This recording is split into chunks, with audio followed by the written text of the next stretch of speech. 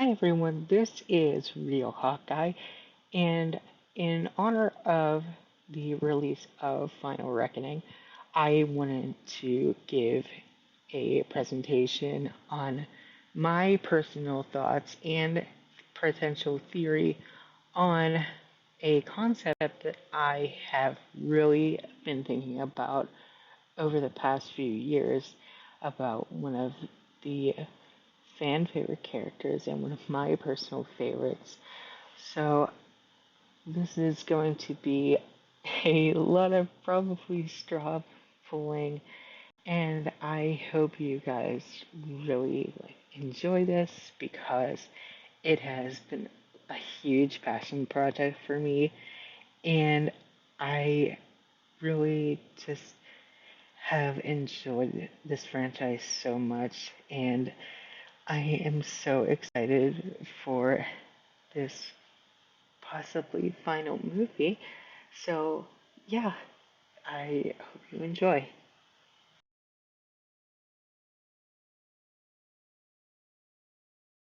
I'm not really going into a lot of detail about this slide because this is just some basic demographics, and this Asian profile is not actually viewed on camera, but we can actually see Ethan's in one of the Final Reckoning trailers. So we are going to treat these as canon with all the demographic information.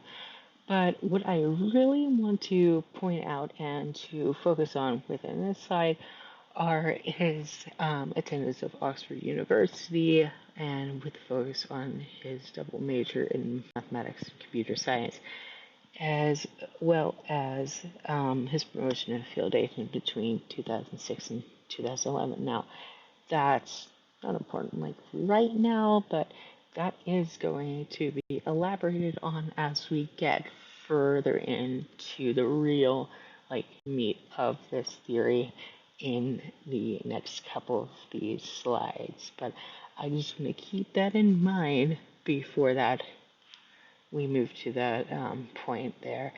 So we are going to treat all this information about him as strictly canon.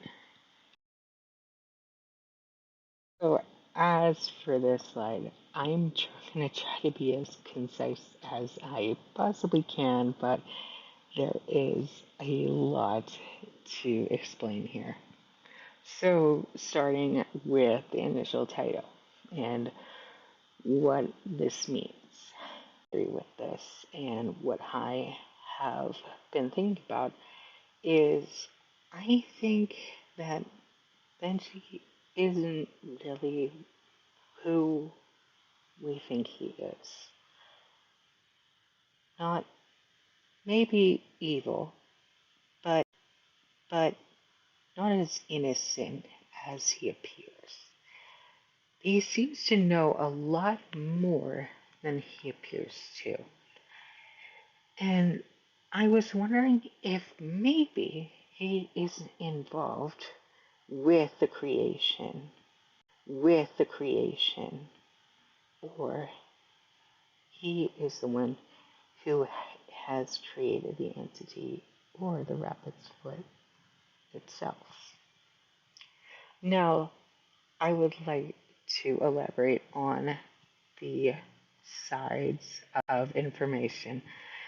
On the left of the slide is going to be from Mission Impossible 3, where he first appeared, all the way down to Rogue Nation. And on the right is from Fallout to Dead Reckoning. So, from Mission Impossible 3, from the very start, when he first on camera meets Vin and Luther when they go over to his desk when he is a technician and they're asking him to repair that drive, he starts rambling about how a professor, when he was an undergraduate, starts giving him information about this like like so so-called um, thing that could cause worldwide destruction. And then he just quickly goes, "Oh no, never mind. Oh, I don't know." And all look at each other and just go, "All right, he's just talking nonsense." But this was really nothing. He didn't even really have to say anything, and this could have just, but it's just not explained or elaborated upon after this. So, why would he know about this? And we're going to go into why. And this does correlate with with like some aspect of why he would know this. Another point that I would like to make is why he becomes a field agent in general. And this is like a little bit into the rest of MI3, where he's helping out Ethan in Shanghai and over the phone and questioning why he is even helping and worrying about his citizenship and possibly being in a jail cell. And this could all be just chalked up to admiration for Ethan, like being on the field and doing like this job and just being so cool. But if he was so worried about everything and just like so nervous, why would he seek to become a field agent in general? This could be explained possibly by like trying to get a promotion, being unhappy with his job, but we don't really see any of that in his appearance. He appears to be just fine with what he's doing. He appears to be um, like seemingly content with helping out Ethan and Luther, and just not really aspiring to do any further. But this is a movie and just not implied. We aren't seeing really the full picture. So this could just, like I said, be straw pulling. Alright, so after this, it's a few years in. It's we're in Ghost Protocol right now, and Benji's now a field agent. He's a beginner. So Benji's in, they have nothing. And every time he is within range of the technology, it is busted. Everything just fails. Every piece of equipment they have just stops working. Every time the first scene while they're waiting in the van and they're all introducing each other with him and Jane and Ethan, that phone booth just blows up. It's supposed to, but it doesn't really work properly. He has to go and like bang on it to make it disappear in a fog. But it's not only that, it's the mask maker. It, it starts working properly at first, and then the gloves start working, and then they start failing.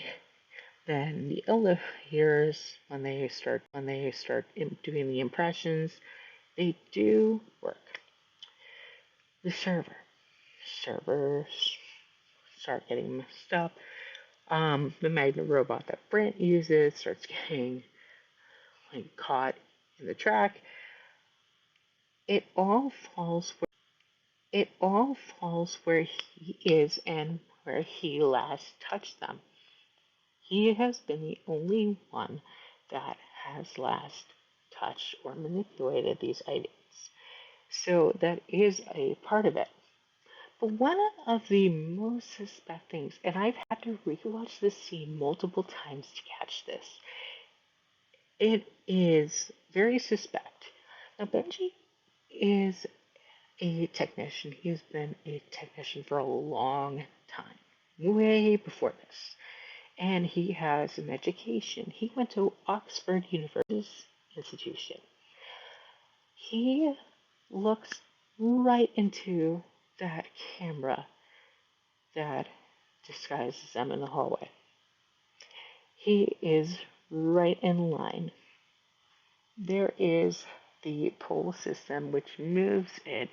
There is the pole system which moves it, and it's very clearly visible where it is. And he can see that on the iPad that he's looking at right in front of his face before he stands up and comes face to face with that camera that is not yet finished rendering. So he is risking his and Ethan's life with the guard at the end of the hallway. He has to be pulled to the side and warned by Ethan. So, what is he doing? Is he intentionally trying to sabotage this mission? What is the motive going on with this? We just don't know what's going on in his brain. And this is going to be mentioned. I just found it very, very like kind of chilling in a way because with the next few movies, he jokingly mentions um, a bomb at the very, very end where they're all meeting up in Seattle and talking about if they should continue being a part of this team, which, um, knowing like what happens to him about 3 times within these next movies, maybe 4, we don't know yet. I mean, some people know. It's quite chilling. It's like an omen. It's like something that he might know about. Like, what if this was planned? Uh, and within this, a few years go by, and Ethan is on the run, and Benji's stuck at the CIA because the IMF is disavowed. They're dissolved. CIA because the IMF is disavowed. They're dissolved. And Brant's there. Brant and Benji are at the CIA. But we don't see Brant getting polygraphed every week. We see Benji getting questioned. Now, Brant wasn't as close to Ethan. He was newer to the team. They didn't really get along, but he was still a part of the team. He knew Ethan. They got close at the very end. Why is it only Benji then? Is it only Benji then? Why is it only him? I mean, they weren't really friends at the end of Ghost Protocol. I mean, they were like okay together, like they knew each other previously, but that doesn't mean they were really friends unless they hung out after. So it just seems very strange that he kept getting questioned about this. Like, did he just seem more suspect to them? Like, seem like he had motive? A more like central desk, like within the CIA, like on the monitors, and all like the view was more focused on him. So I guess they could probably keep an eye on him a lot better. Maybe the CIA suspected him a lot more. Maybe for this reason. Uh, Another thing that did confuse me a little bit, and I'm maybe not sure if I just missed this or misunderstood, but going back to like Ethan and Benji's relationship and how the syndicate knew about Ethan and like how he was, Lane focused on Benji. Why did he kidnap him? What was going on from the train station? So that makes me question if Lane and Benji could have been like, I don't want to say in cahoots, but like I don't know. I say in cahoots, but like I don't know if this is all manipulative. I know he put a bomb on him, but people have done worse. But if if he had something on Benji, what if there was motive with him wanting to kill him? So that's just another part of this theory. There's all kinds of possibilities with this. There's all kinds of lanes you could go with this. I'm sorry, that was lame. And moving on into Fallout. Personally, I could not recall a lot of um, information about Fallout because there's not really a lot of Benji's scenes unlike the previous movies, even though MI3 doesn't contain like a lot of Benji's scenes either. But in the introduction, Benji's also involved with the sale of the plutonium right after he was just strapped to a bomb. Now, he does not appear as traumatized by this. Like, visibly, he just seems like a cool head as an agent, but it's just very odd that he's just fine.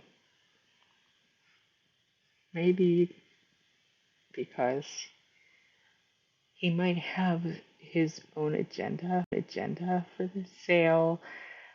Like, if it wasn't interrupted, if he could have his own opportunity to take it, but he just didn't get it. Like, he just played all calm and cool. Like, if I just don't show it, if I don't show anything, like, no emotions, nothing. If I'm not scared or like if I look shady, like if I don't look too shady, maybe I'll get a chance to do something. Because, like I said, the entity was controlled with bombs, or it had a core that could hold a bomb. And if he needed them, he could have used it with that. But that's because of the storage. And with handling that with the device he uses, he seems to know what he's doing, how to explain it to the brokers. But that could just be experience, which is also why. And dealing with Niels Delbrook, who had the schematics on his phone.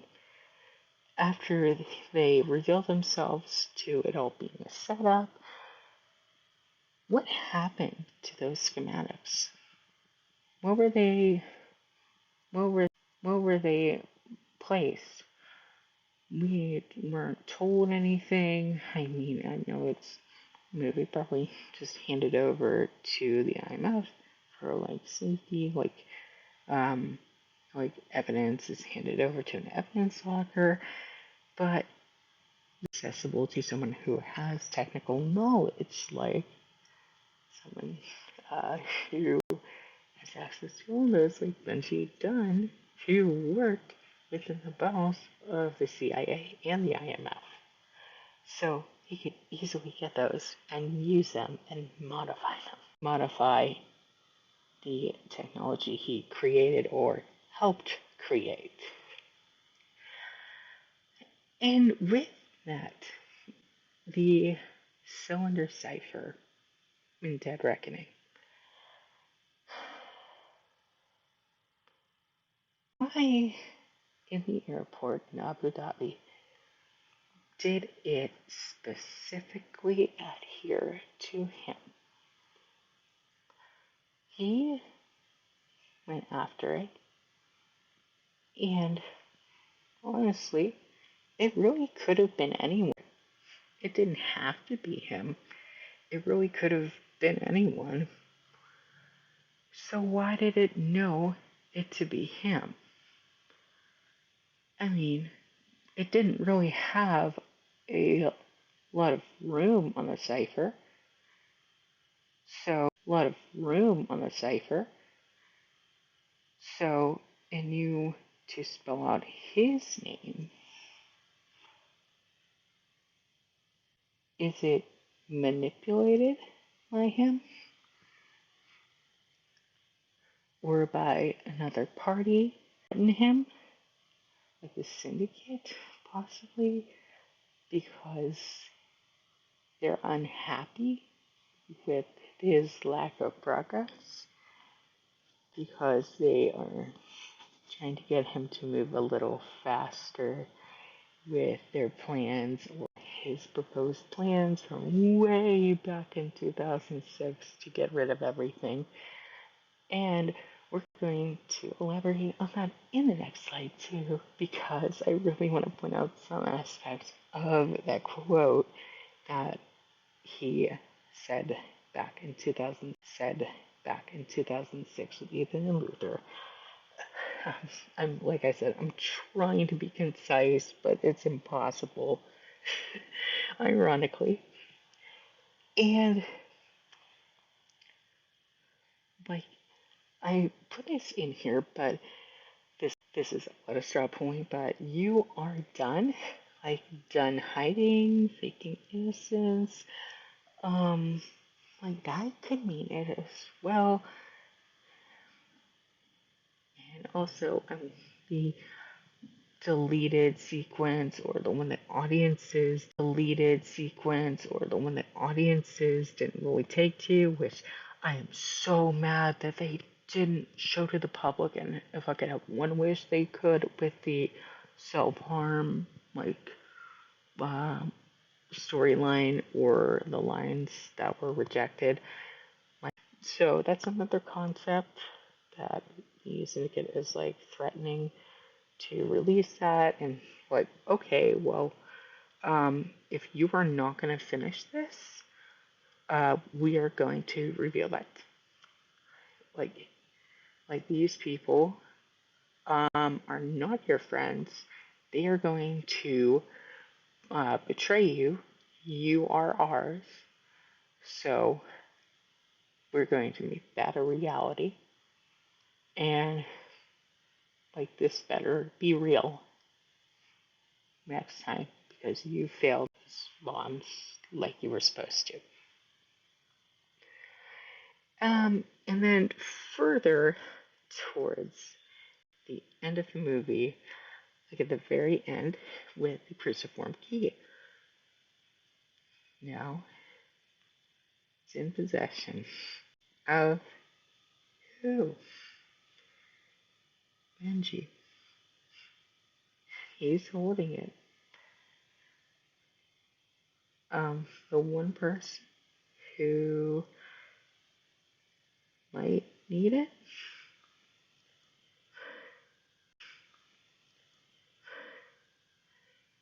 He's been holding on to everything.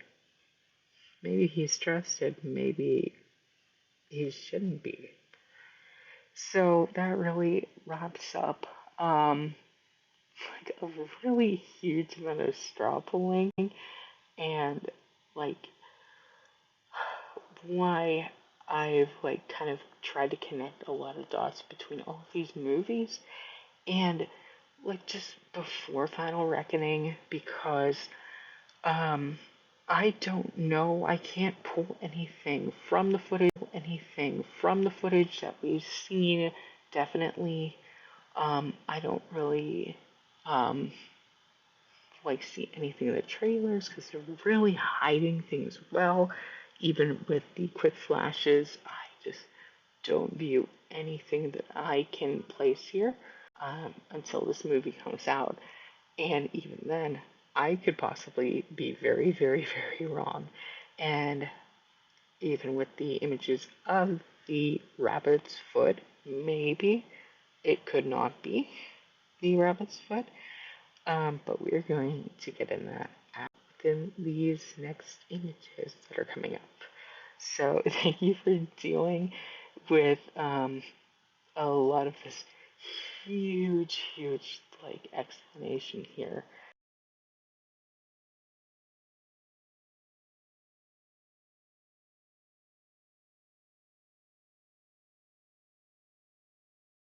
So this slide is where a lot of the research-based evidence comes into play, and I really had to delve into a lot of historical and science-based concepts. So it's going to here, so just bear with me. One thing I really, really would like to point out with this first part, and we're going to tackle the most complicated one with the first image to the left, is regarding Benji's education history and what he mentions um, in the first movie he's in, so which is the third movie, Mission Impossible 3. Now, I'd like you to remember from the first side, showing his demographics, and where he stated on the demographics sheet that he majored in mathematics and computer science at Oxford University. So this is at Oxford a single degree. This is a bachelor's. Now, I'm an American, so I'm not as familiar with the English education system, so I apologize if I get anything wrong. Um, but based on the research I have done and what I've estimated, I've tried to be as accurate as I possibly can, just with estimation. Um, with Benji's age and his birth date, I have gathered some information and estimated when he started his first year at university that he was around 17 years old, maybe 18. So that would put the year at around 1987 or 1988. So with that, I have actually gotten access to a course guidebook from 1987. Details all of the courses and the descriptions from all of the degrees that were available at Oxford at that time, which is extremely helpful with this because it offered a lot of insight into what exactly I wanted to bring up about this. And it was really interesting to discover and make connections about a lot of this and to kind of realize that a lot of this made sense when it comes back to it, and it was a little more suspicious. So I want to point out that this degree is just one. This is a focus. Mathematics and computer science are so it's not separated. You have it together and it's a singular focus for this specific time period. So you have a set major and you're supposed to do all of these credits, and you have substitutions, you're allowed to have them, but there aren't really many you can do. So we're actually going to look at a couple specific ones none of the mathematics really matter, and none of the computer science courses um, really matter because we know he's did computer science. Obviously, he's a computer technician in the universe. Mathematics doesn't really pertain very much to the canon universe, but we do know that he studied that, which is an interesting choice. You don't really see him do a lot of math, but you know what? You do your Benji. That's pretty cool. I'm terrible at math, so I don't get it. But bringing up the science part, because every student, and especially within this degree, has to take science courses. And some of these points that he made um, in the discussion he had with Luther and Ethan when they go to talk to him about the rabbit's foot, or talk to him about the hard drive to rabbit's foot, or talk to him about the hard drive to be repaired, really interested me and spurred this on. Actually, it spurred on this whole theory and this whole presentation. So I would really like to. So I want to focus on the two most important points where we know that he attended Oxford, right? And he was talking about one of his professors, Dr. Wickham, and at his undergrad year, so Wickham, and at his undergrad year, so around probably freshman. I don't know if he decided to go for a doctorate or anything. I mean, like, this is not up in any capacity, but um, up in any capacity, but um, so we're going to assume for right now that he just stopped at the bachelor's because, like, he's a younger person. Uh, but what we're going to really focus on is now this either may be one class or maybe separate classes because professors can teach multiple classes. I'm actually not sure how it works over at a university. Someone can elaborate on that or explain it.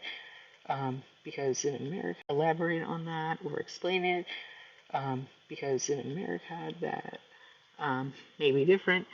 So I would appreciate that as well if I got that wrong.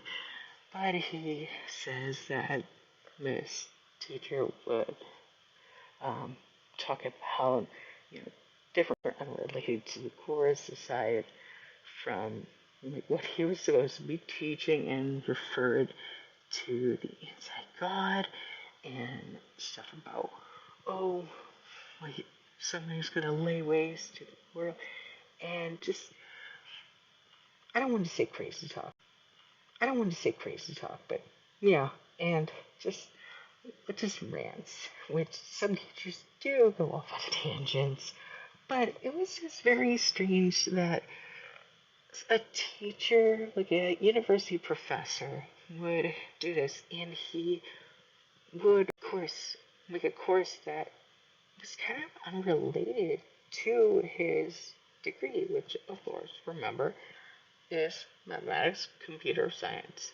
It says computer science, but as a someone in a computer science degree, there's not really much emphasis on the science part. No, I've only had to take biology, which is lesser than this. Now, with this course catalog, the only mentions of anything near these descriptions are within the chemistry courses, which are level 1 courses. I'm not sure how that works in university, but we have levels for our courses for some universities. So there are upper levels and lower levels from 1. So the higher up they are, the more difficult, supposedly.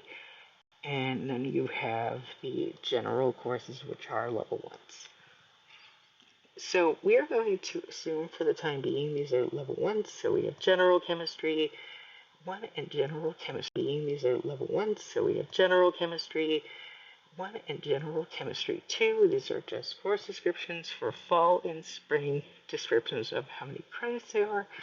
And they actually are similar. They have lecture hours and lab hours. So you would go to the lectures for both countries because we both do that. And descriptors for the chemistry 1 class. It's a bit cut off. I apologize, but I did have to crop out a lot of the unrelated descriptors.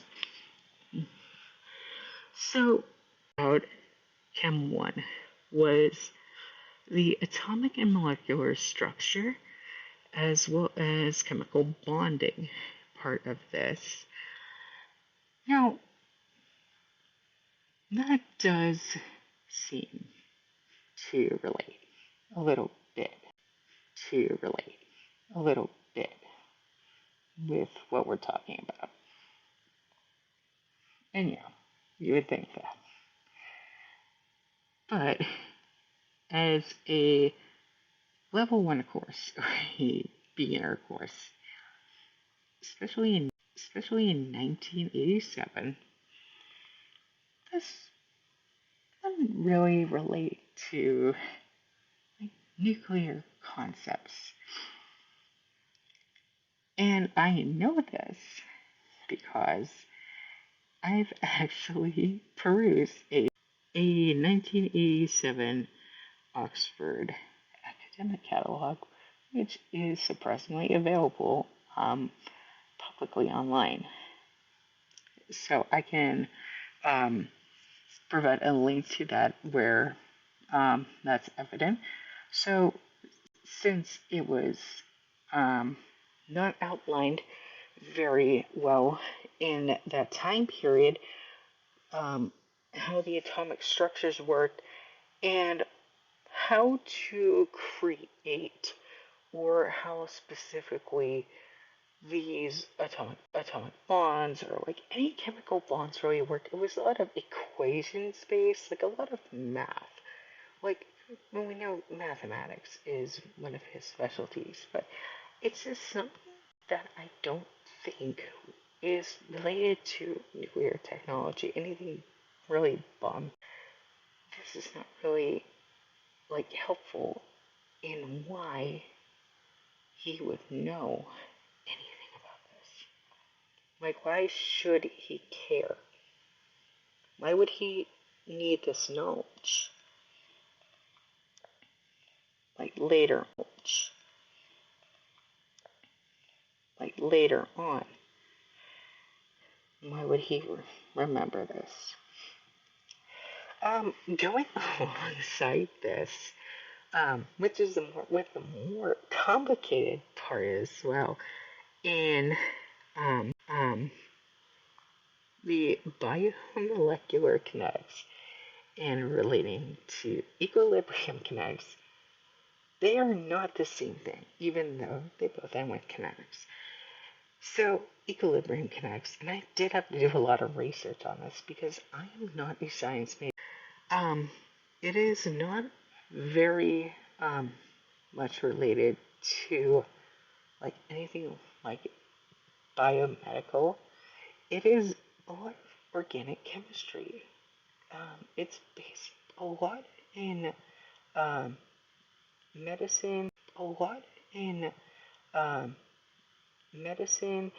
um, anything like really like in the improvement of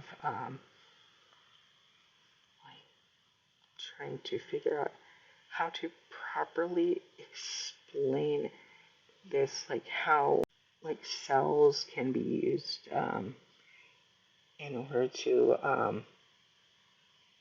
like improve structuring, like how like MRI machines or an MRI. It was honestly it was a lot of I have to read a organic chemistry book, which kind of broke my brain, so I apologize. Um, but it is a lot of medical information, which so yeah, it's a lot of medical related, a lot of um, biomedical, anything like dealing with um, technology that's unrelated, like CT scanners, like MRI, anything that deals with cell manipulation. So like human cells, not like anything like nuclear cells, not like anything like nuclear cells, nothing really with that. So like even within like a human body, a nuclear cell wouldn't really be effective. um, Nuclear cells in the human body are much different than an atomic structure. So, it was used in Hiroshima and Nagasaki, which occurred around 40 or 45 years prior to Benji's education.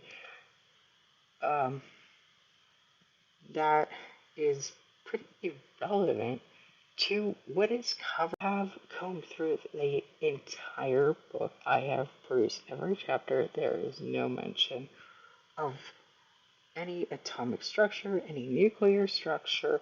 I have gone through every single thing regarding that. It is quite a bit of math. So, regarding that, it is quite a bit of math. So, it is somewhat related to the major, but it's not equating to why he would know this and why he would recall this from years for one, potentially. And if he would expand his education further and why he would recall this and have interest again is very strange, even after being subject to the trauma of being strapped to a bomb at first and being interested in knowing more about this subject and how to disarm them. About this subject and how to disarm them. And he does a very, very good job at disarming them. Like he is almost an expert at it. He stays very calm under pressure, except during Dead Reckoning, of course, in the airport. Of course, that's just a theory. So, going back to the quote from MI3, and after explaining that huge thing about Oxford, also, if anyone's interested about the 1987 guidebook, it is actually a pretty interesting read. I thought it was. So, regarding that, in the latter part of it, the explanation of what the actual thing would do that's just like described by the professor is really interesting. Like what it would do and what would happen, why someone would want it. Shot is a little weird. A compound referred to as the anti-god. So this was the whole thing, and this might be the name for the entity. Who knows? The entity, the rabbit's foot. Who knows? We don't know what the rabbit's foot is still. It's unknown. It's unknown. Nobody knows. They still don't know. Even in the trailer for Final Reckoning, we don't know if that is. So it's like an accelerated mutator, so it could be something like that. Of destructive power. Like a bomb. Like a bomb. You know, like that's been strapped to him 3 times, so quite near. Quite so far. A little weird. I just think it's strange. And right after that, um, so whenever I see like a rogue organization willing to spend this amount of money on mystery tech, so right off the bat, rogue organization. I wonder who that might be. Uh, so that's initially a little weird. Hmm. Like, maybe the syndicate started existing. Like, maybe the syndicate started existing a long time ago. Maybe that was the start of their relationship between Wayne and Benji. Like, who knows? Like, who knows? Like, they could have met during the design. That's another part of it. And also, mystery tech. That's like a that's like a bomb or like a virus or something. Something like that. That's not really technical. I mean, technology is part of it, possibly. I mean, technology is part of it, possibly, but there have been like bio attacks per se. Like if we recall sarin gas released in a Japanese train station. That wasn't released in a Japanese train station. That wasn't very technical. That was just released. Or um, like uh, poison placed in envelopes and like and people open them and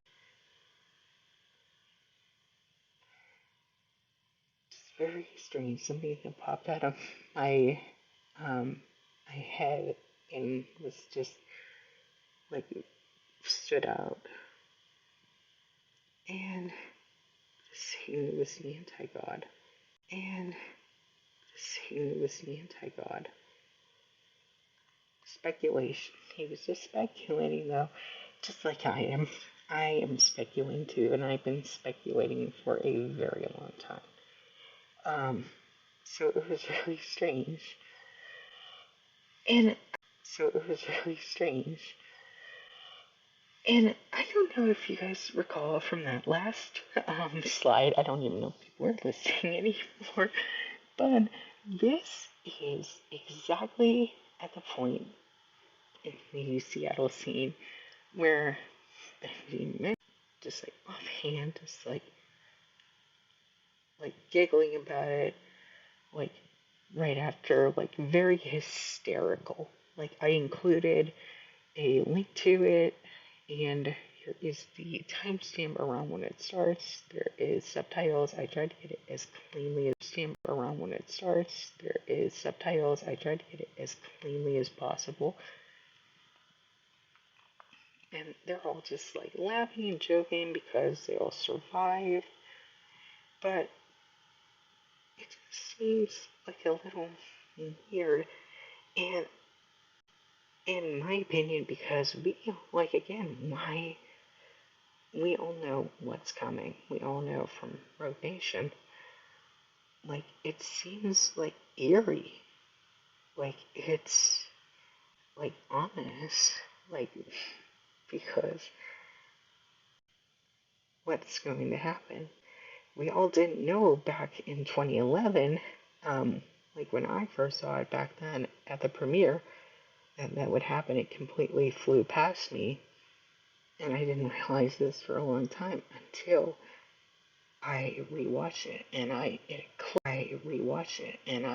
clicked and it was just an oh shit moment. So yeah, that goes a lot into that, and so that is a lot of just more of why I think this is just such like a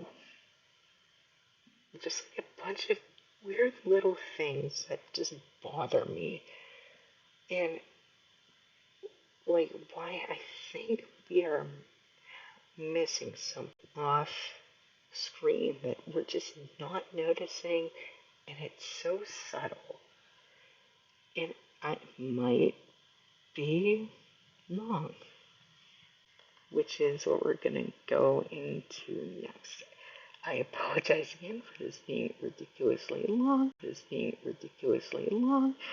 but it's just a lot of like history and references and everything. So, um, yeah, I put in a lot of research and time and a lot of studying, like all these books and everything. So, if anyone's interested, I can provide all of the original documents. Um, I just didn't put them here because it would be even longer. But yeah, thank you for listening to me. Yep, that um,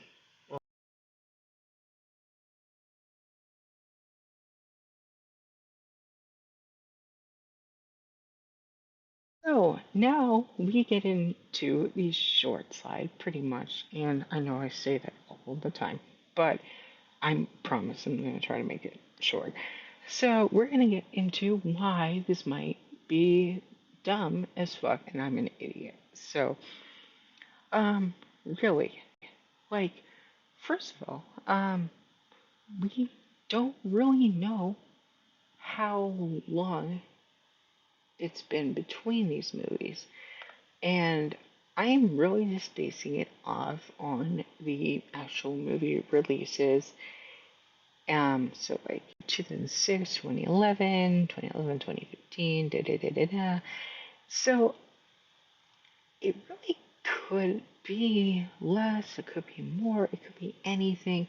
Like the actors' ages, everything. Like we just don't know anything. Like what goes on in the background, like like anything like in between.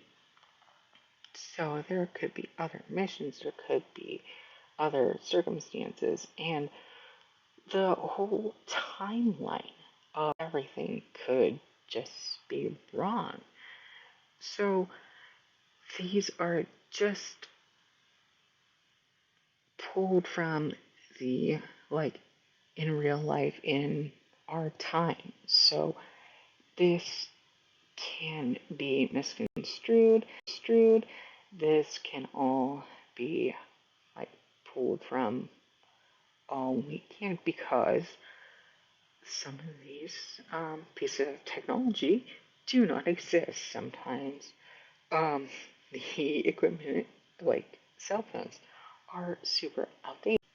Um, because I found out that 2006 they had touchscreen phones. They had one crappy one right before the iPhone came out, like a month. So yeah, the iPhone released in 2007 is not unbelievable, and there was like a Prada phone. Yeah, a little fun fact for you.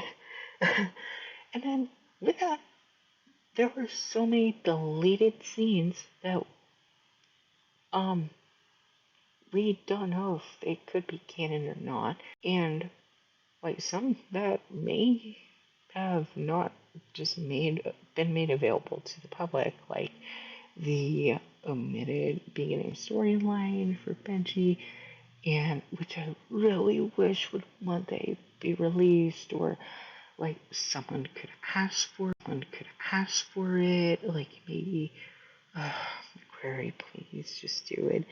Like I hope I'm sorry, I hope he lets it go in his will. I like hope he lives forever, but yeah.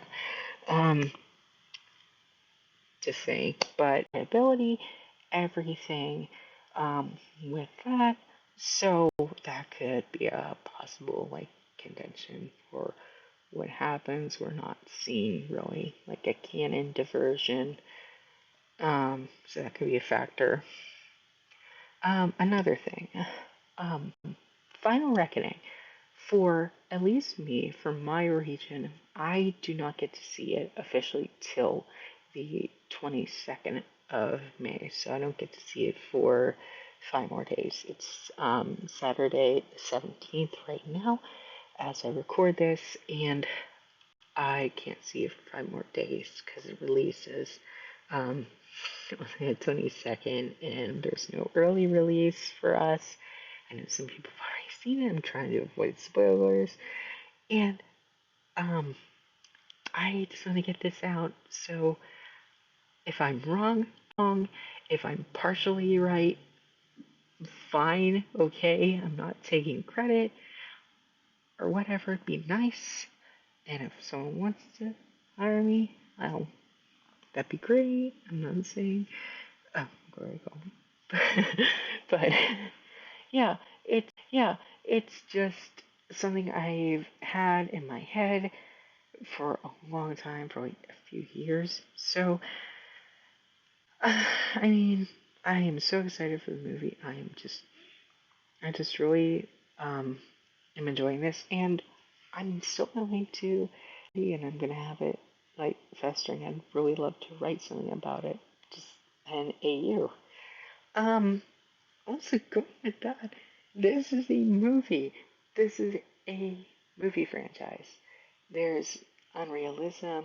There are characters. They survive things. They do things that are unrealistic. Like there's things that they do that we wouldn't do. I mean, Tom Cruise does his own stunts. I probably would not jump on a plane or hang off a plane or jump off of a cliff. I mean, maybe. Maybe if Tom Cruise can do it, I might do it too. He gives me self confidence. But yeah, we have to factor that in as well. That like this is based in fiction. So like like all these factors can be like okay, like maybe I'm straw polling, but it's like okay, I can have fun. This is fun, like writing fan fiction, drawing fan art. You can really let your imagination go free. Like I can have ideas like this and just kind of I don't want to say pull things out of my ass, but truly yeah. So I mean people can have opinions, everyone can like have opinions about this. I just have like passion about this and that's why I created this PowerPoint for you.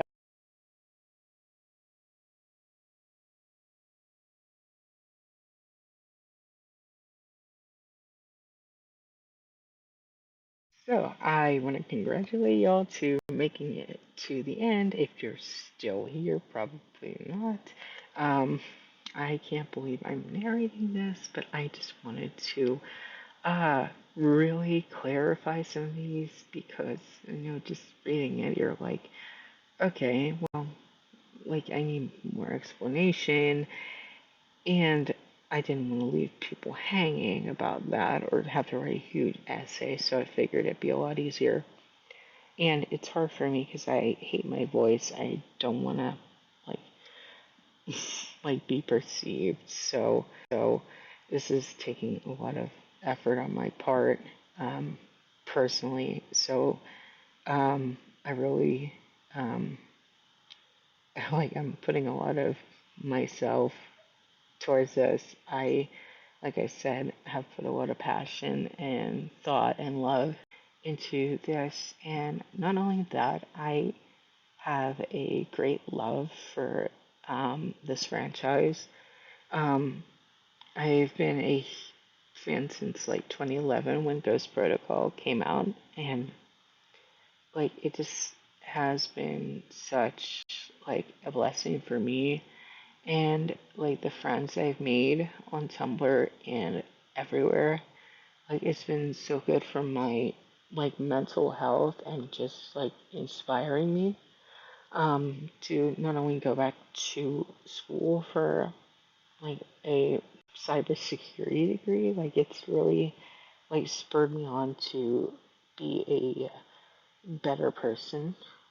So, um, like I can't like really credit like just this like simple like set of movies and like the fandom with just helping so much. Like it sounds so kind of sappy, but yeah. But I think just to really just say everything, like I know we all, well, I would say everyone kind of has like really like fallen in love with uh Benji Dunn on like since his character um started appearing in the series. Like Simon Pegg has um like really made him shine, and like that's proven because like he's just become a central part of the cast and put a lot of passion and love into his role. And I um, am sad to have it end, but I mean, it's just been like a wild ride, of course. And I hate to like put like his character in like the evil or whatever bad guy role, but it's just something that I think would be an interesting angle, and like it's just something I haven't seen really from him aside from other movies. But yeah, I am really, really interested to see how Final Reckoning um, turns out um, to show how Benji's character arc um, like ends up, or like it ends possibly. I've heard a few things. Um, I haven't seen any spoilers yet, thank goodness, but I just know that I'm really going to enjoy it no matter what happens. And like all in all, I thank everyone who has watched this or like even like glimpsed at it for taking their time. And like I hope you all, um, when you get to see the movie or if you're rewatching all of them, I hope you have the best time ever. And you know, like I hope you have a great rest of your day or night or whatever you have